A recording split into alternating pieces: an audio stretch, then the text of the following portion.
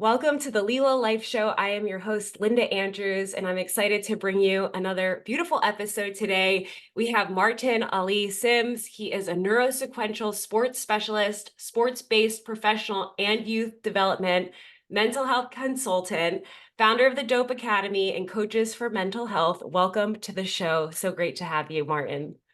Thank you. So great to have you have me. Thank you. Yes, and Happy New Year. I feel like we're getting the past couple episodes just like a dose of reconnecting with values, purpose, mission, vision, well-being, pulling that into business. Those are the typical audience that I'm talking to, but the new year, it always feels a little extra supercharged. There's so much we get to unpack today, but I'd love to start with a little bit about your origin story. And you have quite the list of specialties and focus areas. So how did you get to where you are? The short version, of course. Uh, the short version is I found out that my wife was pregnant, and then 2 days later, I tore my ACL. And so, at the time, I was a personal trainer. I was working with a lot of clients, but my specialization in personal training was corrective exercise. So I would basically help athletes or former athletes or elderly people basically realign their muscles, joints, and all of that to be able to perform in the gym. So it's like physical therapists plus personal trainer put together. You're helping people recover from injury or some overuse type of condition, whether it be sitting down all day or like phone. Yeah, overuse of the texting or the phone. Right, they call it technique. But what we do is we, in corrective exercise, you come up with a set of programming that helps realign the joints and the muscles and whatnot. And especially if you've been injured, that causes like scar tissue and things of that nature, you want to keep the range of motion. So when I tore my ACL around that time, uh, I no longer had basketball, which was probably my biggest anti-drug. It was my anti-get in trouble. It was my stress reliever. Basketball has always been a place I can go. I called it my sanctuary. But when I tore my ACL, I no longer had that sanctuary to go to, and I have a baby on the way and a pregnant wife in the house. So it's just a lot of things at the same time. And as we went through maybe like the first trimester into the second trimester, I was starting to really feel the effects of the injury, not knowing when I could have my surgery because she's pregnant, like just trying to, weigh the practical things that we were dealing with, her being pregnant, me having a torn ACL. And so we eventually ended up going to therapy. We started doing couples therapy at the time, and it wasn't so much couples therapy. It was like, okay, I'm helping you and I'm helping you and I'll help you guys together, right? And so it felt as if some of the things that were coming up in these therapy sessions was just bringing up a lot of past childhood trauma things that I probably know that was affecting me. I didn't realize it was affecting so many other people in those ways. I felt like the ways I was coping with it was more like internal. Mm-hmm. But in therapy, I started to see that it was affecting other people. It was affecting, but that was a part of why I wanted to go to therapy. Now that I got a baby on the way, I'm like, hey, look, both of my parents love me and I know it. But that doesn't mean that they still didn't do things or neglect to do things that I had to recover from. Mm-hmm. And some of those things that they did or didn't do was probably unknowingly or unconscious. I didn't want that going into my son being here. I would like, at least want to be conscious about it so I could do something about it. Well, my therapist eventually started saying the childhood trauma stuff was causing me to have dissociative behaviors. So she started being able to label things, and I'm like, okay, well, what is dissociative? Like, what does that mean? Especially for somebody that's sitting in a therapy session, like, I have no idea what disassociation means. And so when it was first described to me, I didn't understand it because you telling me that my brain automatically shuts off and checks out of something on its own. And so, and that's due to my childhood trauma. Yet, when I check out with my wife on something that I'm now just not understanding is a dissociative behavior, this isn't necessarily something that I should check out on. It's something I should engage in. It's something that we should have a conversation about. And I'm not thinking that my behaviors are dissociative. I'm just thinking like, hey, look, that's overwhelming for me. Like, we can talk about it later, right? So when I find out what disassociation is, it makes me, I don't know if shameful is the word, embarrassed or anything. It's just, how do I do something about something my brain does automatically? Mhm. That's the question. Like, Yeah. disassociation doesn't make sense to me because you're telling me my brain did it automatically, yet here I am looking like I missed out on something that I was supposed to be present for, but my brain checked out automatically and I'm in trouble. That's what it seems like. You know what I mean? It's like, Mhm. how, Like something you can't even control. right? So if you're telling me that those are the things, then how do I combat that?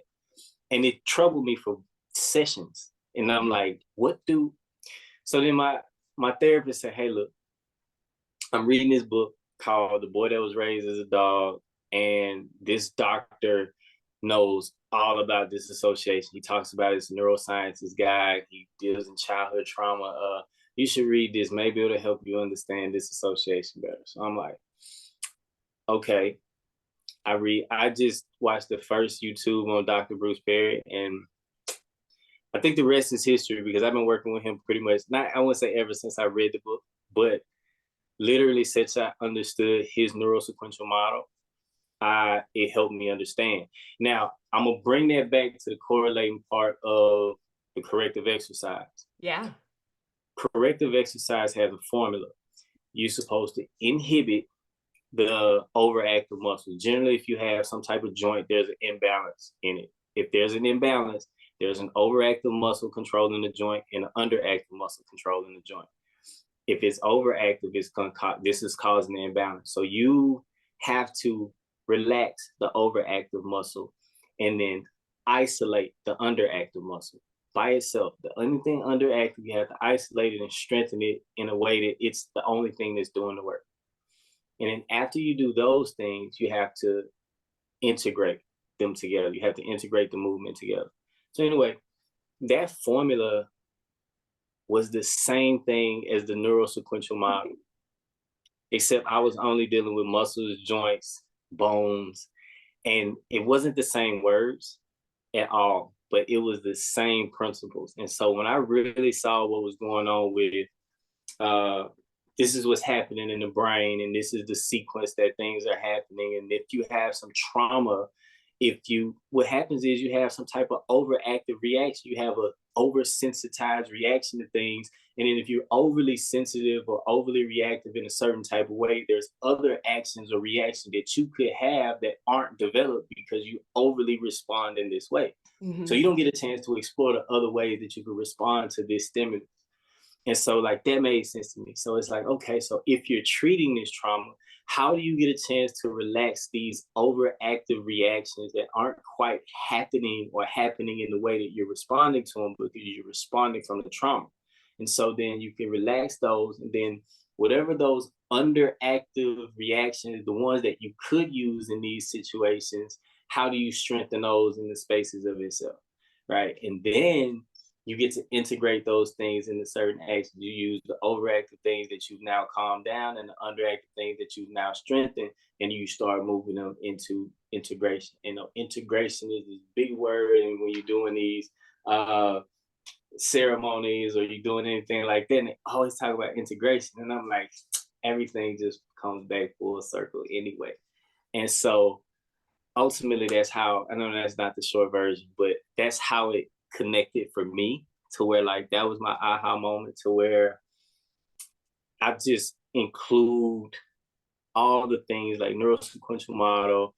I get into metaphysical anatomy and all of these things, which is metaphysical anatomy is like the emotional body, like different body parts representing different emotions or different traumatic reactions sometimes.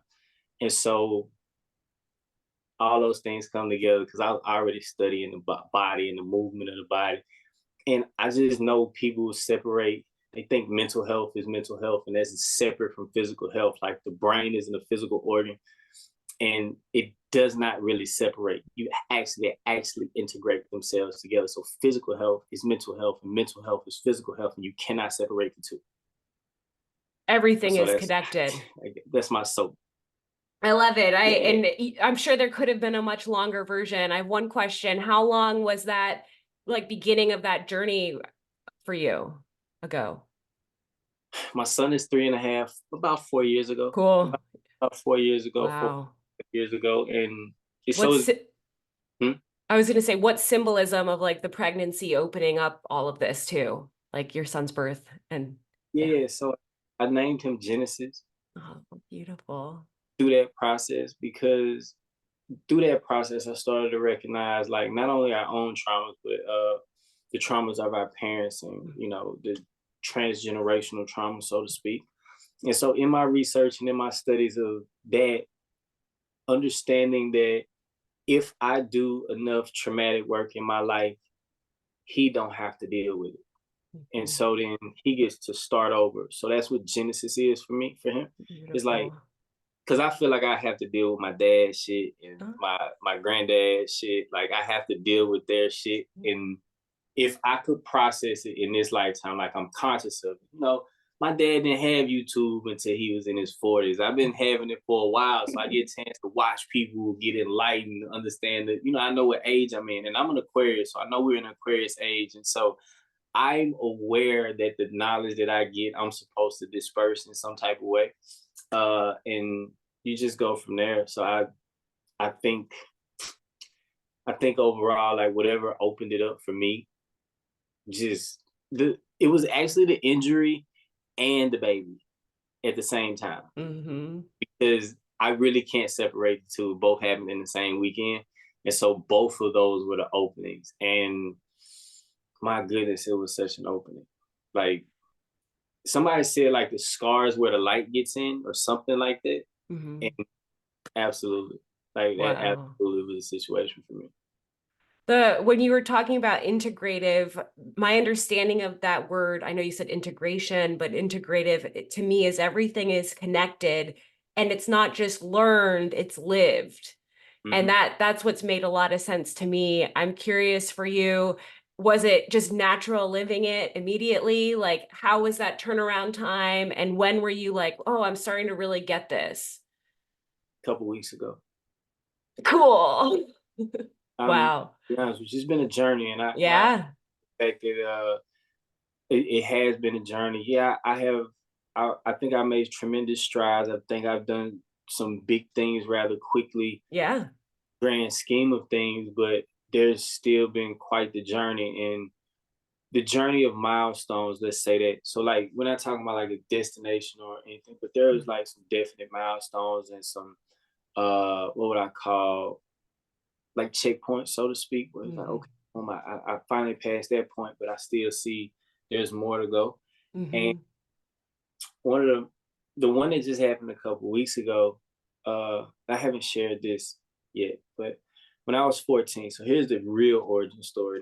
This is where the healing starts, right? Mm-hmm. Or first thing. So like 2 days before Christmas, I I had a basketball goal at my house. I had a basketball goal in my house. I'm 14 years old, but I didn't play basketball until I got to high school. I played soccer my whole life. I was really good at soccer first, right? But I wanted to play basketball really bad, but I got cut both years in middle school. So my last year in middle school, I get cut. 14 years old. I decide that summer that I'm gonna get a basketball goal and at my house. And I'm gonna practice all summer. I'm gonna make the team next year.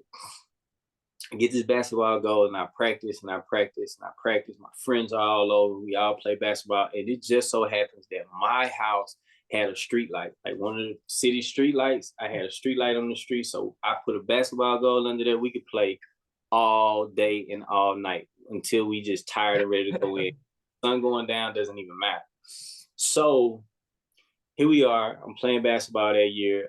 2 days before Christmas, I have like three of my friends over. We were just shooting around. And then my neighbor's son from across the street says he wants to play basketball with us.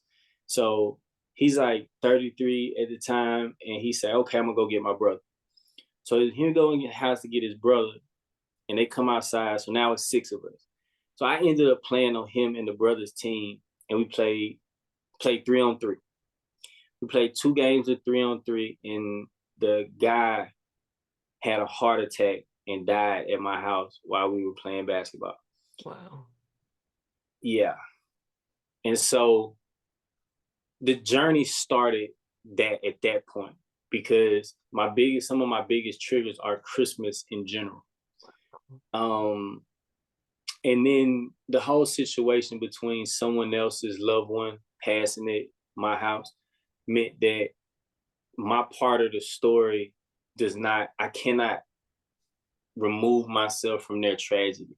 Mhm. So I feel like I have this association with them for the death of their loved one. I didn't know him until that day, so I literally saw him for like 30 minutes, and then Wow. he passed at my house. And so, uh, being that I was in the ninth grade, I'm 14 years old. This is around like the year 2000, I think. And mental health isn't a topic. Nobody thinks about it. Nobody even attributes anything to a mental illness. So at this point, I started struggling in school. Uh, I'm not doing well in classes at all, like at all. Basketball, I'm not doing. I couldn't play basketball after that because I did so bad in my class. And so that started a like downward spiral of academic problems, behavior problems, just like revolving door around academic problems, behavior problems. And I went to end up going to like 4 different high schools. I played basketball at every one, like basketball, Okay. right? So like I would end up going to a lot of different high schools, but again, academic problems, behavior problems. Uh, but basketball kept me there for as long as I was there. I probably could have checked out way earlier if I wasn't playing, but Mhm. some kind of way, basketball was this calming effect. It kept me going. It kept me motivated, even though I was struggling so bad in school. I don't feel like either my coaches or my teachers knew what was going on with me because I never shared. But when I started doing the research of like PTSD and ADHD symptoms and things of Mhm. that nature, so like I felt like I was dealing with traumatic uh, effects of secondary trauma, which at the time I don't have language for, so I can't explain it to anybody. I'm just going through whatever I'm going through, and so I don't feel like there was a support for what happened, and so that makes me do what I do now to help coaches, parents, the athletes themselves understand what could be taking place in their brains, in their bodies that could be contributing to their behaviors. Mhm. You know what I mean? And then once, so one of my acronyms, I use acronyms all the time to help people understand these concepts, is ACT.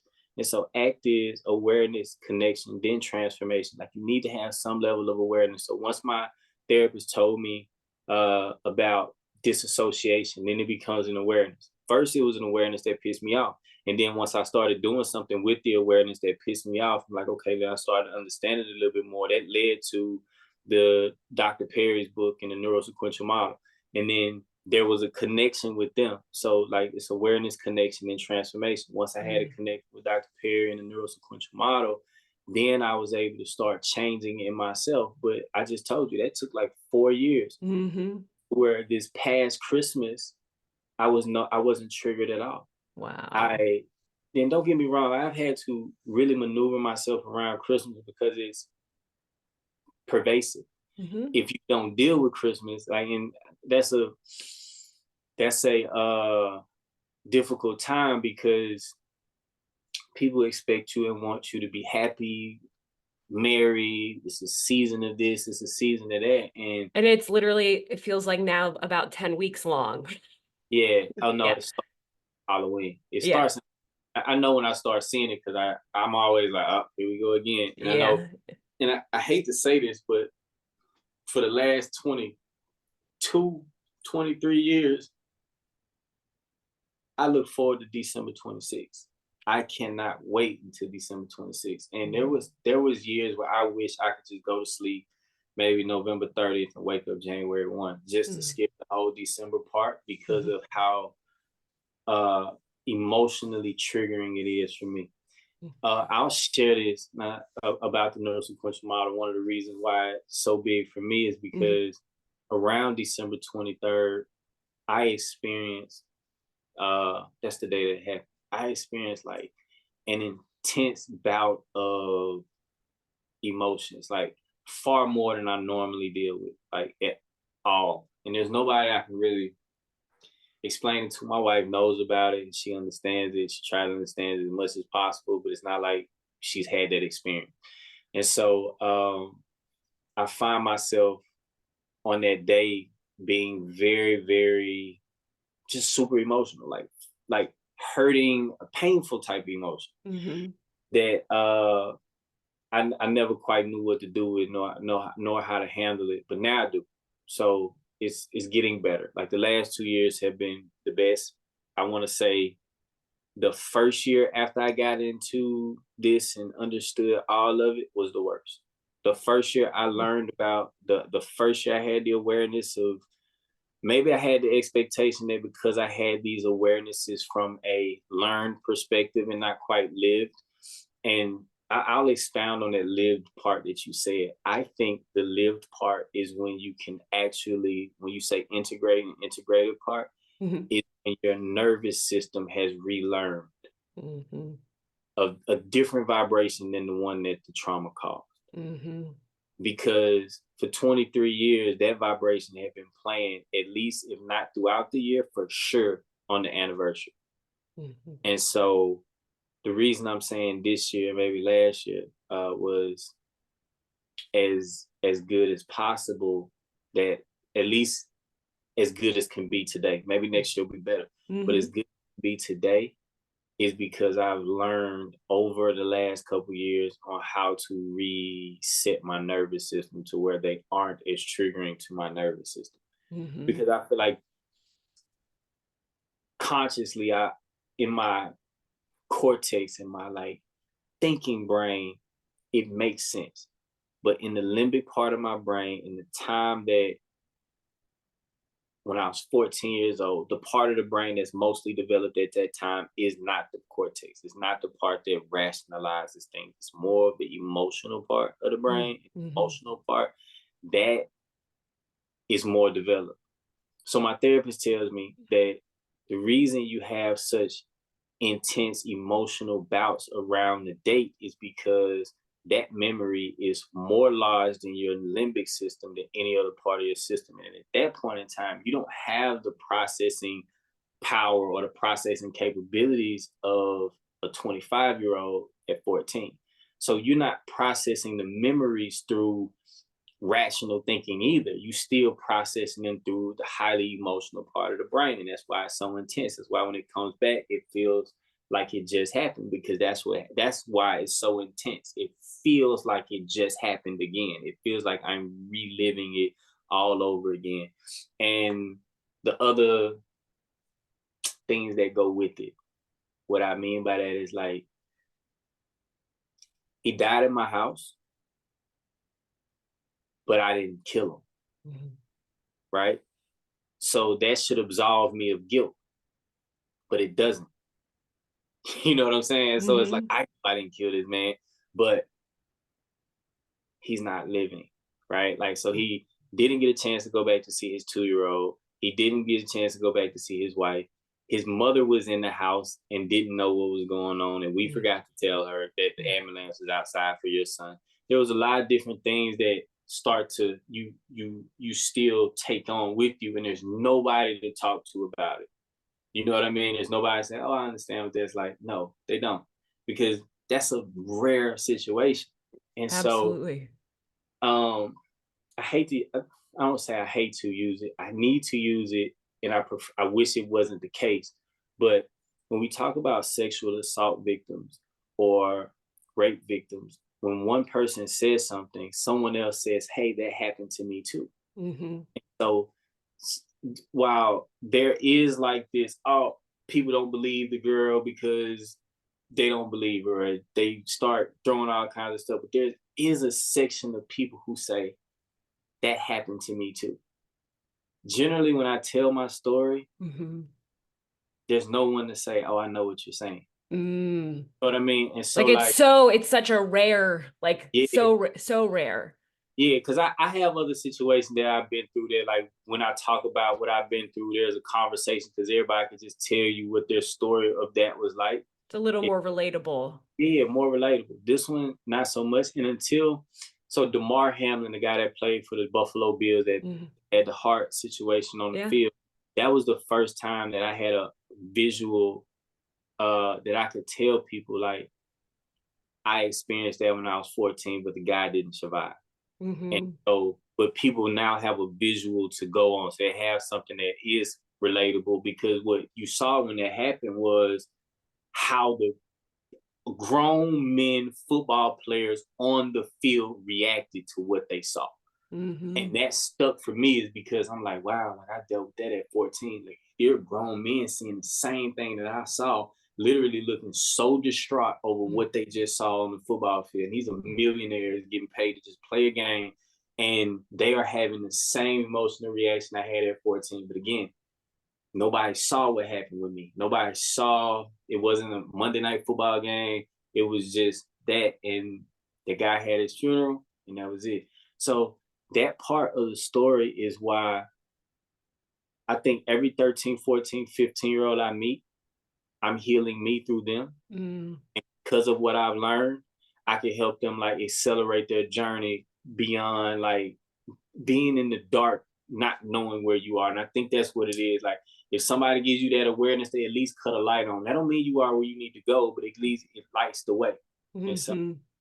yeah, Well, that's in you talking about that first year being the hardest, I think that can be common where it's almost like pressure, like, oh, I've gotten here, like I'm gonna have all these breakthroughs now, I'm healing or I'm healed. And then it's like you still have the challenges and it's frustrating. It's like, why didn't this fix quicker? Like why aren't I okay yet? And some of the stuff I've been through, it could be decades, but it's like a little better, a little deeper, the new awareness, like it keeps going. And that to me, I've heard of the term spiral dynamics. It's like the next level, the next layer, and it's going to keep going maybe forever.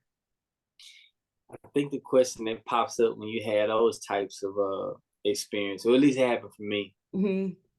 it's what the fuck is wrong with me? Hmm. You know what I'm saying? Like, now I have the answers. Now I now have words and language to describe what's going on. So why is this still the same? Hmm. And it's just what you said. It's like learn versus live. And Hmm. I love that statement, because I think I learned a lot, and I know I did, and I had, like, tremendous breakthroughs throughout the year, and I always brace for that day anyway. Hmm. You know what I mean? But Like that's programmed in you. yeah, oh Yeah. yeah, Yeah. absolutely, because I have to, because of how pervasive Christmas is, Yeah. right? Family wants to do this, and everybody wants to do that, and everybody's emotionally wound up in the season, and I'm emotionally triggered by the season. So it's I understand when they talk about the 4th of July for veterans. Hmm. I love fireworks, but I understand what triggers are. I understand what they do. Um, Hmm. that was as much a part of my studies over the last couple years. How it could just take you immediately back to a space, because of, you know our cortex is what tells time. There's parts of our brain and our body that have memory that don't attach it to any timeline. It's just survival. And so you could be triggered and immediately be 12 years old Hmm. in response. Hmm. Like, depending on the trigger. And uh me understanding that allows me to really navigate relationships now, conversations, like everything. Like, I could start recognizing when somebody go into being 12 years old, when I'm having a conversation with them, or if something happens and I recognize that's what I'm dealing with. And then I know the sequence of engagement when you're dealing with somebody that's triggered. And including myself, you know what I mean? Hmm. Including myself. So triggers happen all the time. And I don't mean everything doesn't trigger a trauma response. The trigger could just be a stress response, right? It could just Hmm. trigger the stress response. But enough stress could trigger the trauma response. And so, like, when you're dealing with those things, because triggers happen for things that you can't control. Because if you can control all the triggers, you never have them. Hmm. So the goal is to kind of manage what happens when when you're triggered, and identify and recognize different triggers that happen so you can either avoid them or prepare for them. And Christmas is one that you have to prepare for at Halloween. You know what I mean? So Yeah, I try to be funny. Like I do feel there's a part of me that's like an aspiring comedian, but this holiday season, I could just feel a lot of very frenetic energy leading into it. I feel like the our reality can be more and more intense. It's just like, whoa, this is real life right now? And I was thinking about triggers a lot mhm, and how like wouldn't it be nice if I could have a list of like my 100 triggers and I go to the holidays and I'm like, all right, everyone, here's my trigger list. And like please don't trigger me. And I say it like laughing because I think it's funny. Like that can't happen. Like not everyone can understand. I don't even understand every single aspect of my triggers, but it was like a funny visual of like the only person that can be with my triggers is me. And like and that can be messy and kind of like and that could take time and it can be all these different things, but that was my imagery of like every Christmas season comes and for whatever reason this Christmas, like I said, felt really intense. It's like here's my trigger list yeah, instead of the Christmas list, and maybe that could help everyone if we had our Christmas trigger list. I actually think that joke is a great one. It's Thank brilliant. you. You Just get it. create a meme for it. I'm sure it'll go viral next year. I'm serious. Like create Okay. for it and watch it go. Because I feel like I express mine through what I express. Mine, I think mine is unique, but there's a lot of people who deal with the holidays that it's triggering. You know what I mean? Mhm. And so I admire people who get through the holidays with as many triggering things that it could be. The guy who his brother who came to my house to play with him, who was doing a CPR and all the things on Mhm. him before he transitioned. He checks on me. You know what I mean? Like Mhm. he's literally checking on me, and Mhm. I admire him so much because he also had to bury his parents, his dad a couple years ago, and then his mom a few years before that. But the funny thing about it is I developed a really good relationship with that family. Like not that I didn't know them before, but I felt like after the incident I made myself as present as I could for them. Uh for whatever reason. So his parents I got really good with. His dad used to vent a lot when he see me. Mhm. Um, I moved away from that house maybe a year and a half after it happened. I could Mhm. not. And it's only in hindsight that I realized it was because it was too triggering to be at my mom's house because I would see Yeah. his every day. Mhm. But when I would go back, anytime I visit my mom, I would go see the family and things of that. So I think me and his dad developed a relationship before he passed. That was pretty cool. Like I think he would vent all kinds of things to me. And eventually at some point I was able to express to him how deeply that night impacted me. Before that, for maybe I want to say 15 years before, every year I would just or every time I see him and he felt like he needed to express something about his son, because I had the association of him like being one of the last people that saw him alive. Yeah. Um, his dad used to share a lot, and he was sometimes inspiring, sometimes just downright gut wrenchingly sad because I saw it out, and I never have not felt responsible. Mhm. Um, and I don't think that's the logical thought. And I think because I know I have never not felt responsible, like always felt responsible some kind of way. Mhm. Uh, that's how I can tell the difference between me rationally knowing that I'm not, Mhm. me emotionally feeling like I am, and Mhm. knowing that they're both true, even though they're both not. You know what I Mhm. mean? It's Mhm. as like I know that don't make sense, but for That feels very multidimensional to me. Like yeah, yeah, it feels like it's all of it. yeah, and I'm glad that you can that resonates with you because I do experience it all. I think I experience knowing that there's nothing I could have done differently or anything about that would have changed the outcome. So now here's the question that Yeah. probably that really, really, really, really, really, I want to say haunted me Okay. for a long time. Why would he come to my house to die? Wow. You know, and like, why me? Right. And I feel like now that question fuels me Mhm. because the question is, okay, then I had to make meaning out of it. And I think so when we talk about like this multidimensional thing, what did he know about me that decided he's gonna live 33 years and on his final hour, he's gonna come to my house? What did he know about me? And so like I take it now as more of there was a message or there's something that needs to be done, and like I'm gonna pass this to you because I feel like this is something that you should take. So now when I answer the question, why would he come to my house to die? It was for me to find meaning in it and then share it, because something in his spirit knew that he didn't walk this whole 33 years of walking the earth, and he decided to come to my house. I had never met him. I knew his Mhm. parents, brother. He was a busy lawyer, had his own, Wow. all that type of stuff. And so, you know, it was Wow. so impactful for me that there was a before and after for that for me. And what Mhm. I mean by that is like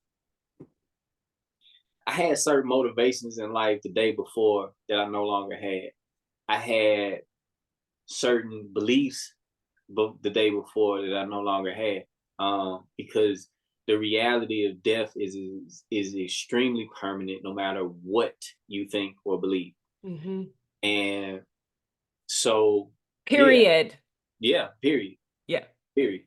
So uh I was having to deal with all of that, and the fact that it was so close, and the fact that I saw the transition of somebody that we played two good games of basketball. I mean, and we were physically active. People was talking shit. It was great. You know what I mean? Yes. It was probably like to this day some of the most competitive basketball. Like I love competition. It was that. Mhm. It was a full on clashing of the Titans, and it was super cold. We was in hoodies. It was like 40 degrees. You know what I mean? It's cold enough to see your breath. You know what I mean? My hands Mhm. was in hoodies, all of that. So now I'll share something too with you about him. I always felt like if I play basketball with people, that I'm a pretty good judge of character. If I just play a few games of basketball, like I could pretty much tell you whether we can be friends or not, whether we could do this.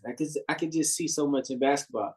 So he was on his brother and I's team. At this time, I was really good at basketball, even though it was my first year playing organized.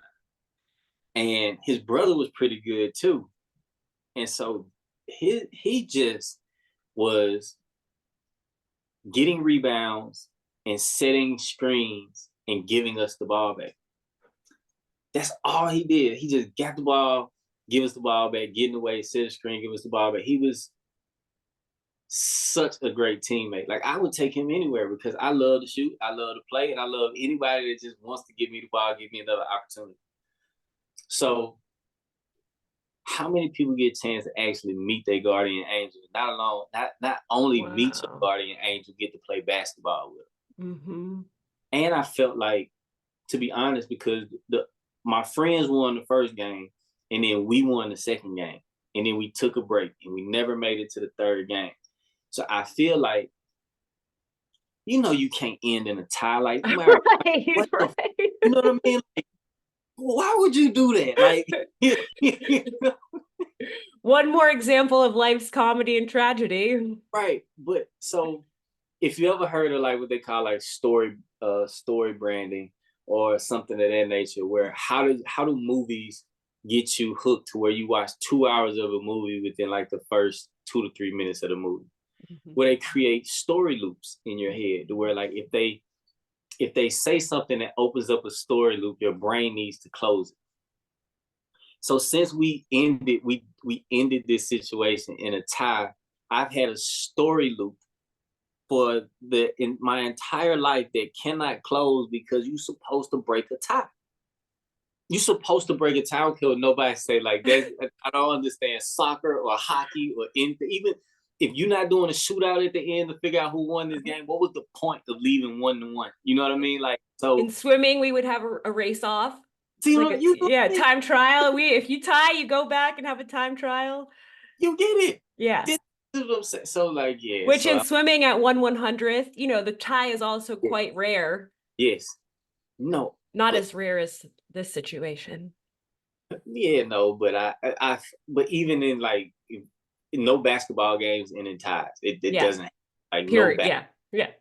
ties. You know, there's a game 7 for a reason, right? Somebody's got to get the final, whatever. But I feel like that was part of, like you said, life's jokes or whatever, because it's like, okay, the rest of the game that I'm playing from here on out is the game that I told you why he came to my house to play. That's it. That's my game. So I get to play this, and I do it in sports. I do it in the exact place where it happens. So like I'm constantly paying homage to the moment. I'm constantly, honoring it, and I don't have to create an altar. I'm like not into that, but the life is the altar, the work is the altar. So I'm honoring the moments. I'm making it how would I say? I'm making meaning of it. And it means something to me because that's a part of my healing. Like I'm not gonna sit in a bunch of people, therapists, couches, and doing therapy in that way. It's not gonna work for me. Although I had a great experience with my therapist, it wasn't in that type setting. But I have to do the work, and that became the meaning of why I was playing basketball in the first place.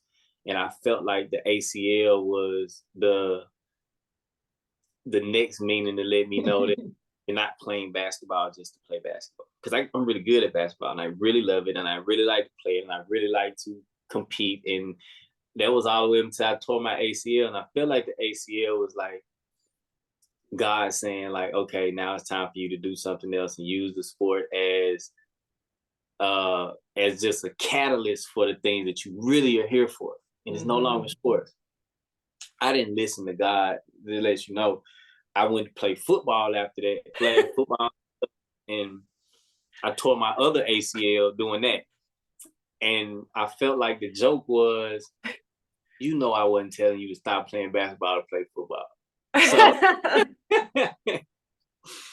and so now I got the point. I don't need to do it again to recognize that I'm not supposed to be here to just dominate in sports, and I'm supposed to use sports for greater good. I get it. Leave my legs alone. You know what I mean? We're good here. Yeah, so we'll see you on the golf course next. Yeah, no, I don't listen. I still haven't listened. But what I have learned is not to try to prove my entire worth through sports. That's what, and I think that is one of the things, and I cover that with a lot of my athletes as far as identity is concerned. You know what I mean? You're wrapped up in being an athlete, and what does that mean if you don't show up as that, if that's not your archetype, you don't show up as the athlete archetype, do you have anybody else to show up in this place? You know what I mean? Like if that's the only thing, what happens when the athlete gets injured and you no longer have that archetype? Now, are you just a shell of this athlete? And this is a real thing for people who identify. Huge. You know what I mean? It's because I don't know where else you get some of the things that you get out of being an athlete. You know what I'm saying? The overall adoration from a bunch of people. That's on one side. On the other side is like, look, we walked into a gym where it was thousands of people and all of them wanted us to lose, right? And so you don't get that either. Like, even though like you don't get like this, I'm walking into an away game and like people are there cheering on me to lose. And like the intensity of that. Yeah, and they threatening me. They saying that they're gonna do something to me when we're on our way to the bus, and he's talking about this, and there's a lot of things that's going on with being an athlete that I think from that the intensity that you get it at, once you stop, that no longer, get those stimulations no more. And so if you become very conditioned to having those and your ego is wrapped up in that identity, it's just not a lifelong identity. You know what I mean?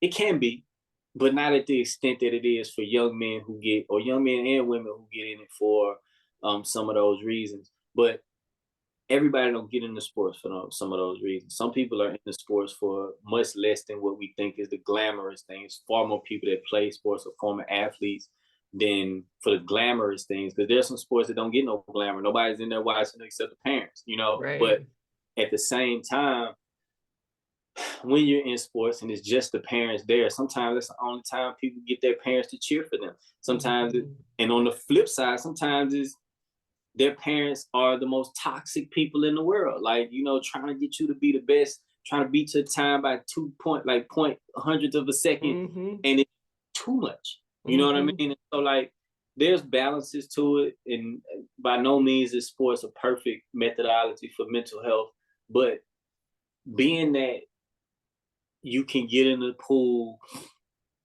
and swim your problems away for 2 hours. You know what I mean? And this is a healthy form of disassociation. So you can actually disassociate by doing this. And that's what I think I did for as long as I played basketball. I just didn't know it. So same swimming. Yeah. So in that, so Dr. Bruce Perry talks about pattern repetitive rhythmic movement, which swimming is, Wow. which running is, which all it is just you need pattern repetitive rhythmic movement.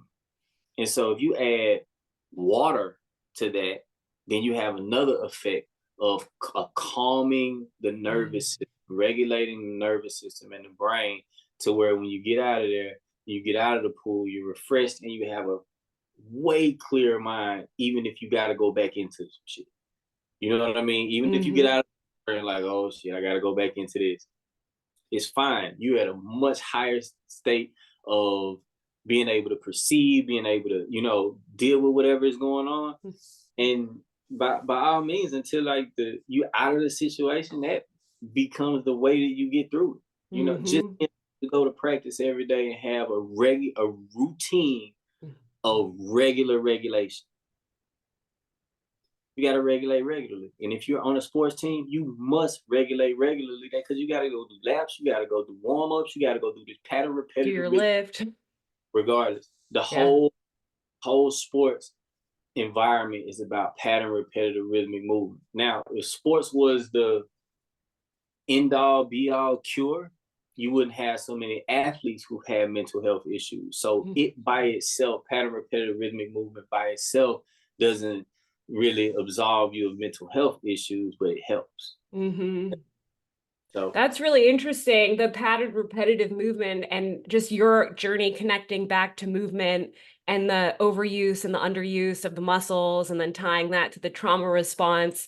The one thing that's coming to mind that I'm curious about, and maybe you've had experience with this or you're studying it, but in the pattern repetitive movement, and maybe this is more of a post-athletic journey exercise, but in the pattern repetitive movement, embracing like the new belief systems or like the new neural networks I don't know if you can do that while you're in the active sport, or if this could be like post transition, but it just feels like something of using the pattern repetitive movement and like welcoming whatever that new, and slawing off the old identity. There's just something there that's curious to me.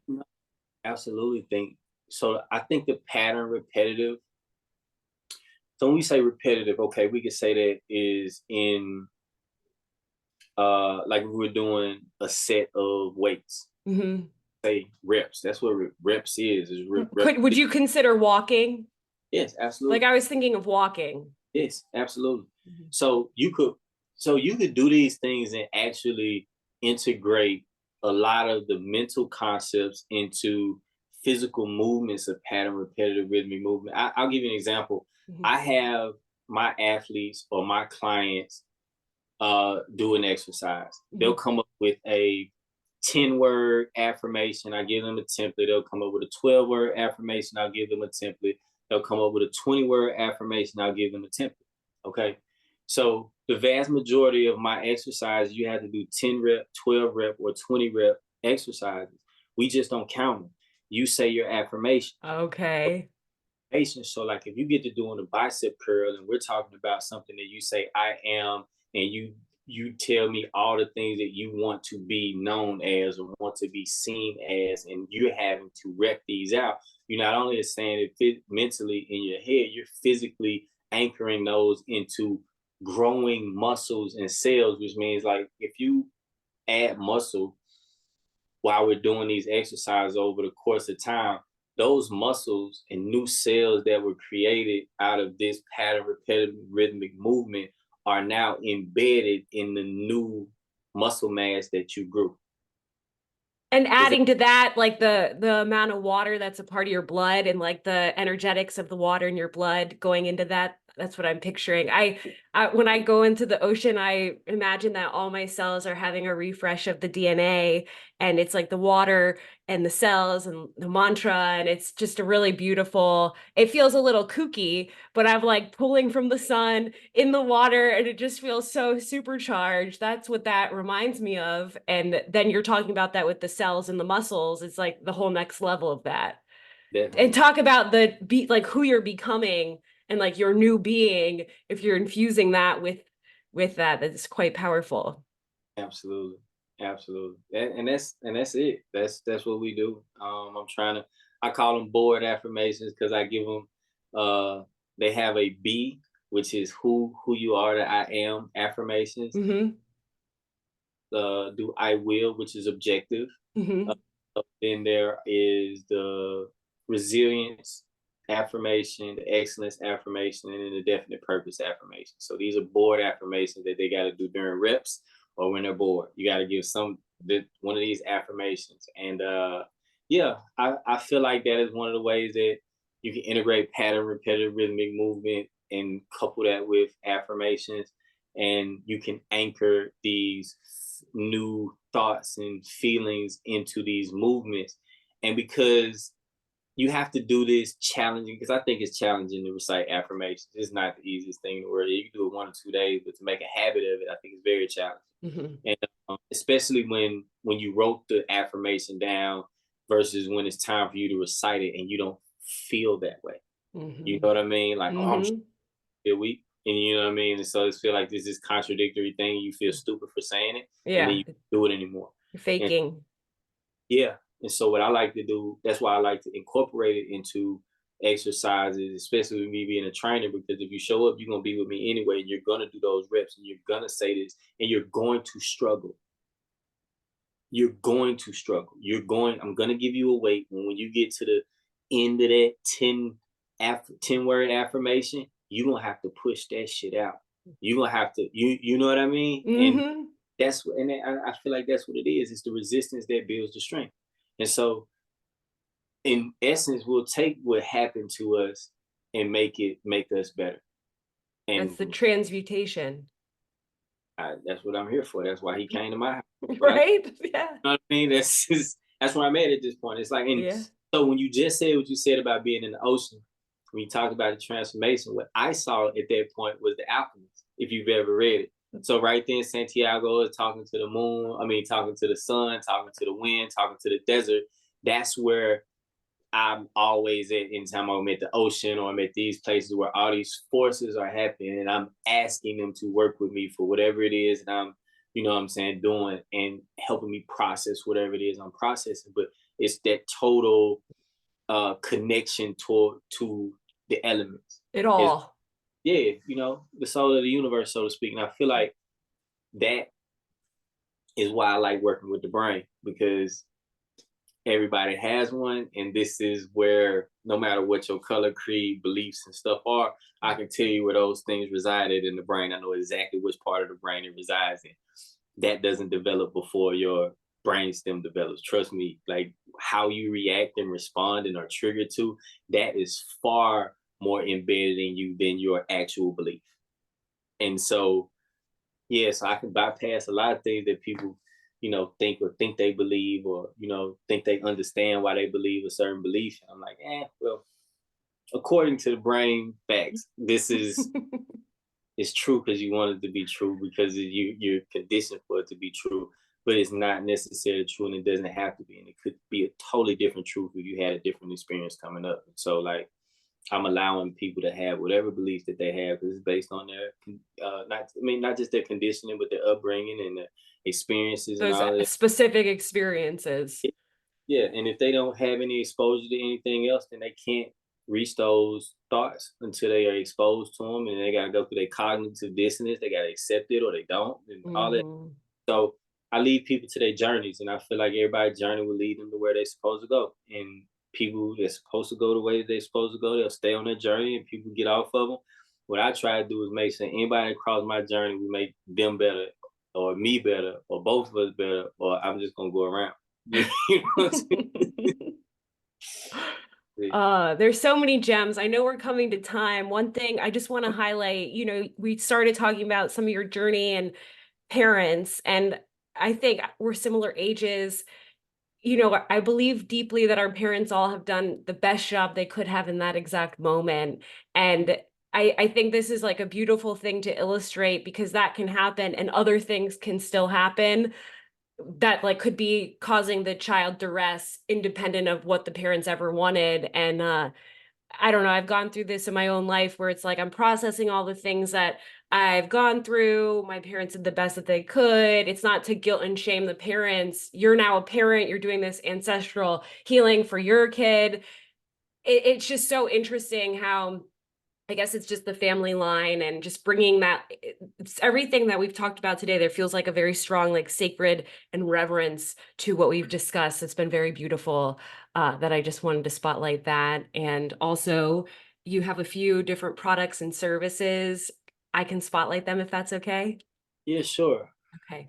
You have your free dope coach practice. Dope on Purpose fundraiser t-shirt, and the Dope Coach, Dope Parent Training workshops, Dope Athletic Training and Mentorship.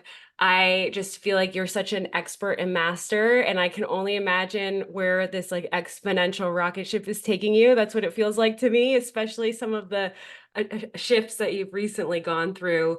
And we'll definitely include a link to your website. And I just want to give you the last moment to share any final thoughts to ground today's episode. Yeah, I appreciate you for bringing the parent thing up because I love to talk about it how I say it. But I have a deep appreciation for my parents and whatever they've gone through, um, because I think they taught me a lot, regardless of what I felt like. Again, I started with like I absolutely know they love me, Mhm. and the they have done a great job of helping me be whoever I want to be. You know what I Mhm. mean? And so, um, I just like to say that was a good analogy that I came up with in order to get started. But Mhm. I don't feel like I would have the capacity to go through all the things that I went through in the healing process if I didn't have that foundation from them, at Mhm. least, you know, from the beginning, and also be able to use them as reference points for what needs to happen and healing points, and they don't take it any type of way. They are very proud of me and what I do, and I Mhm. try not to throw them under the bus too much, um but I do recognize that just the overall ignorance of mental health and things that could be detrimental to us, and we didn't know it. You know, I Mhm. mean, it could be parenting tactics, it could be just cultural things that our parents just knew at the time that was Mhm. right, and they thought Mhm. that they were doing the right thing, and in all for I think they pretty much were for the most part.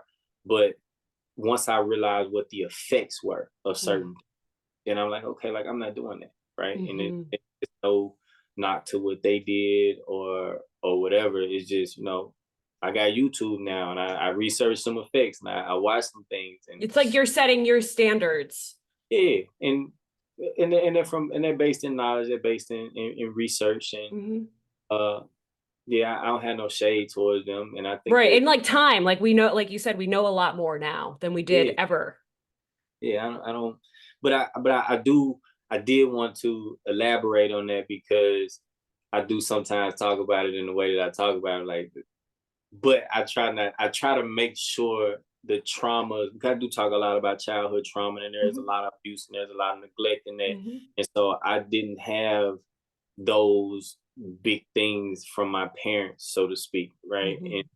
so because I work with kids who have some very dark situations that they come from, I know I'm blessed to have the parents that I had and the upbringing that I had. So, yeah, no, I'm trying to get the parents to get as much information and education as possible so they can better help their kids and themselves.